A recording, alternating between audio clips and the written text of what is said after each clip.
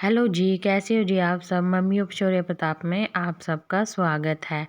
आज एक गाय और बाघ की सुंदर कहानी आप सब लोगों के लिए लेकर आए हैं।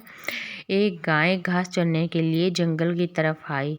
कुछ समय पश्चात उसने देखा कि एक बाघ दबे पांव उसकी तरफ आ रहा है। वह गाय काफ़ी डर गई और इधर उधर भागने लग गई।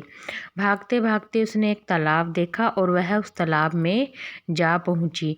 पीछे पीछे वह बाघ भी उस तालाब में जा पहुंचा। उन दोनों ने देखा कि तालाब में पानी कम है और कीचड़ ज़्यादा है और ना ही वह तालाब ज़्यादा गहरा है।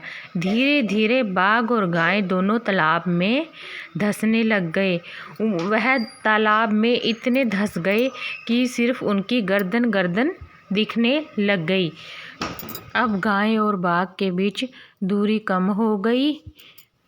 अब बाघ गाय को बिल्कुल भी नुकसान नहीं पहुंचा सकता था, क्योंकि गाय और बाघ दोनों ही कीचड़ में धंस गए थे और वह हिल भी नहीं सकते थे। कुछ समय पश्चात गाय बाघ को बोली, क्या तुम्हारा कोई मालिक है? बाघ गुर्राते हुए बोला, मेरा कोई मालिक नहीं है। मैं जंगल का राजा हूँ। मैं इस पूरे जंगल का मालिक हूँ। तो बाद में गाय बोली, क्या फ़ायदा ऐसे जंगल का राजा होने का कि संकट आने पर तुम्हें कोई भी ना बचा सके। इतने घमंडी होने का क्या फ़ायदा।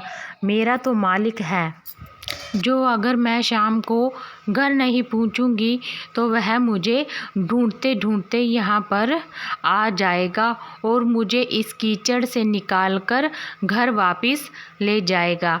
कुछ समय पश्चात कोई आदमी वहाँ पर आ गया, सच में ही, और उस गाय को उसने कीचड़ से निकाल लिया।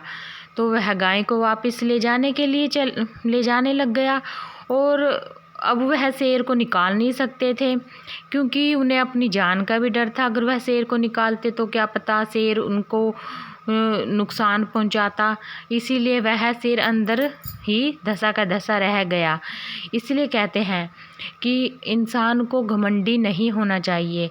हमें हमेशा ये नहीं सोचना चाहिए कि मैं ही सब कुछ हूँ, मेरे सिवा और कोई कुछ भी नहीं है। इसी को हम घमंड कहते हैं और इसी से हमारे मन में घमंड का बीजारोपण होता है। आत्मनिर्भर होना अच्छी बात है, लेकिन अपने आप को ही सब कुछ नहीं मानना चाहिए कि इस दुनिया में कुछ भी हो मैं ही कर सकता हूँ और मैं ही सब कुछ हूँ। इसलिए कहते हैं कि घमंड कभी भी नहीं करना चाहिए, क्योंकि घमंड हमको ले डूबता है। जिस प्रकार बाघ को उसका घमंड ले डूबा। उसे घमंड था कि वह पूरे जंगल का राजा है, उसका कोई कुछ भी नहीं बिगाड़ सकता। इसलिए कहते हैं घमंड नहीं करना चाहिए। चलिए यहीं पर हम अपनी कहानी को समाप्त करते हैं। और प्लीज़ अगर कहानी पसंद आए तो शेयर कीजिए, सब्सक्राइब कीजिए, अच्छे कमेंट कीजिए।